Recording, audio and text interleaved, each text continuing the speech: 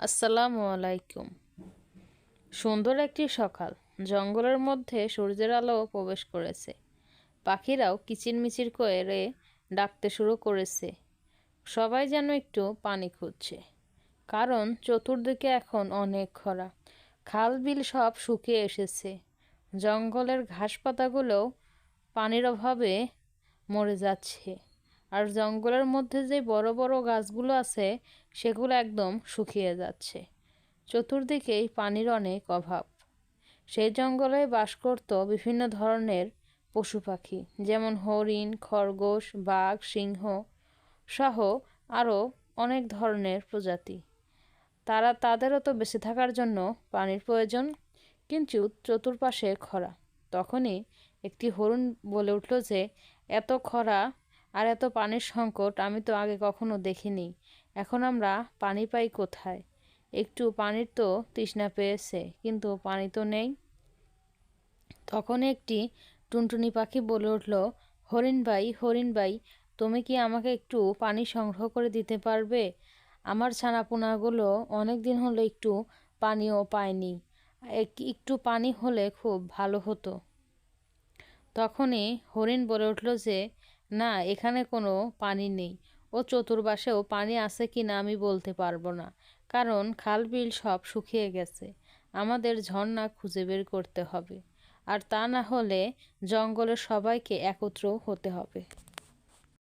জঙ্গলের সবাইকে একত্র করার জন্য হরিণ আর টুনটুনি পাখি চলল সিংহকে ডাকার জন্য, কারণ সিংহ হলো বনের রাজা। সবাই একত্রে হলে কিছু না কিছু হবে, এই ভাবনা নিয়েই হরিণ আর টুনটুনি চলল সিংহের গুহার দিকে। হরিণ গিয়ে বলতে লাগলো, সিংহ ভাই, আমাদের এই দিকে অনেক পানির সংকট হয়েছে। চতুর্পাশে খরার কারণে খাল বিল শুকিয়ে গেছে। কোন দিকে ঝর্ণা আছে আর কোথায় গেলে পানি পাবো আমরা কিছুই বুঝতেছি না। আপনি আমাদেরকে সাহায্য করুন। এরপর সিংহ জঙ্গলের সবাইকে ডাকলেন। সেখানে উপস্থিত হলো হরিণ, বানর, খরগোশ, পাখিসহ আরও নানান প্রজাতির মানুষ। সে সবাইকে ডেকে পাঠালো। তখনই বানর বলে উঠল যে, আমি তো অনেক জোরে জোরে গাছে উঠতে পারি, কিন্তু কোনোভাবে পানি আনতে পারবো না। আমি দূর থেকে দেখে বলতে পারবো কোথায় পানি আছে। আর খরগোশ বলে উঠল, তো আমি তো অনেক দ্রুত চলতে পারি, কিন্তু আমিও তো পানি আনতে পারবো না। আমি মাটি খুঁড়ে খুঁড়ে দেখতে পারবো কোথায় পানি আছে। তারপরে আমরা দেখলাম যে একটি গাছের আড়াল থেকে অনেক বড় একটি হাতি বেরিয়ে এসেছে।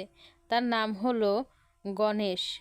এই হাতিটি জঙ্গলের এখানেই থাকে, কিন্তু সবাই তাকে অনেক ভয় পায়। তখন সেই হাতিটি বলে উঠল, তোমরা আমাকে কেউ ভয় পেও না। আমিও তোমাদের সাথে একত্রে কাজ করতে চাই, কারণ আমিও অনেক দিন হলো কোনো পানি খাইনি, আর পানি কিভাবে পাবো সেটিও বুঝতে পারছি না। তখনই সিংহ বলে উঠল যে, আমরা যদি একত্রে থাকি তাহলে নিশ্চয়ই কোনো না কোনোভাবে পানি সংগ্রহ করতে পারবো, কারণ একত্রে কাজ করলে সব কাজই সহজ হয়ে যায়।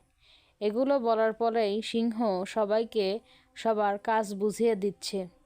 সে বানরকে বলল, তুমি গাছে উঠে দেখবে যে জঙ্গলের কোন পাশে দিয়ে ঝর্ণা এখন প্রভাবিত হচ্ছে আর কোন দিক দিয়ে পানিটি বয়ে যাচ্ছে। তারপর সিংহ খরগোশকে আদেশ দিল যে, তুমি ছোট্ট ছোট্ট গর্ত করবে এবং গর্ত করে দেখবে সেখানে কোনো পানি জমা হয় কিনা বা নিচ থেকে কোনো পানি ওঠে কিনা। তারপর সিংহ হাতিকে আদেশ দিল যে, তুমি বিভিন্ন জায়গায় বড় বড় ফোয়ারা তৈরি করবে, পানির ফোয়ারা তৈরি করবে, অনেক গর্ত করবে, অনেক গভীর পর্যন্ত খুঁড়বে, তাহলে তুমি পানির সন্ধান পাবে। আর খরগোশ বলল, আমিও এই কাজে হাতিকে সাহায্য করব, কারণ আমিও অনেক ভালো খুঁড়তে পারি আমার এই পায়ের সাহায্যে। একটু পরে আমরা দেখলাম যে বানর একদম গাছের উঁচুতে উঠে গেছে, আর সে কি যেন অবাক হয়ে দেখছে। সে মগডালে বসে দেখতেছে যে দূরে পশ্চিম দিকে অনেক বড় একটি ঝর্ণা প্রবাহিত হচ্ছে, আর সেই ঝর্ণার পানিগুলো বয়ে আসছে তাদের জঙ্গলের পূর্ব দিকে। তাই সে এখন বুদ্ধি করে যে আমি এখন গিয়ে হাতিকে আর খরগোশকে বলবো, তুমি আমাদের জঙ্গলের পূর্ব দিকে পানির ফোয়ারা তৈরি করো এবং পানির জন্য গর্ত করো। তাহলে পূর্ব দিকে যেই পানি প্রবাহিত হয় সেগুলো এখানে এসে জমা হবে। এবং আমরা দেখলাম যে খরগোশ ছোট ছোট করে গর্ত করার চেষ্টা করছে, আর তাতে দেখছে যে এখানে কোনো পানি জমা হয় কিনা বা নিচ থেকে কোনো পানির কোনো আভাস পাওয়া যায় কিনা। একটু পরে আমরা দেখলাম যে হাতিও তার সুরের সাহায্যে অনেক বড় বড় গর্ত করছে। সে একটু পর পর খুঁড়ছে যাতে সে পানির সন্ধান খুব সহজেই পেতে পারে। হাতি অনেক কষ্ট করছে। আর একটু পরেই হরিণ বলছে যে আমি তো মাটি থেকে পানির ভেজা ভেজা গন্ধ পাচ্ছি, আমার খুব গলা শুকিয়ে আসছে, যদি একটু পানির পেতাম তাহলে কতই না ভালো হতো। একটু পরে আমরা দেখলাম যে হাতি অদ্ভুতভাবে তাকিয়ে আছে, কারণ গর্তের নিচ থেকে অনেক পানি উঠছে আর পানিতে তাদের সারা শরীর ভিজে গেছে। হাতিসহ সকলে অনেক আনন্দ করতে লাগলো এই পানি দেখে। খরগোশ ও হরিণ লাফাতে লাফাতে বলল, পানি পানি, কি মজা কি মজা, এখন এখান থেকে অনেক পানি খেতে পারবো। আর হাতির চোখে মুখে ছিল এক অদ্ভুত শান্তি। তখন হরিণ এসে বলল, দেখেছো হাতি, দেখেছো সকল পশু প্রাণীরা সকলে মিলে কাজ করলে কোনো কাজই কঠিন নয়, সব কাজই সহজ হয়ে যায়। তাই আমাদের উচিত একত্রে থাকা, একসাথে বাঁচা। তো হাতি এই গল্প থেকে আমাদেরকে উপদেশ দিলেন যে যত কঠিন কাজ হোক না কেন একসাথে সমাধান করা উচিত। তো অবশ্যই একটি সাবস্ক্রাইব করে আমাদের পাশে থাকবেন। ধন্যবাদ।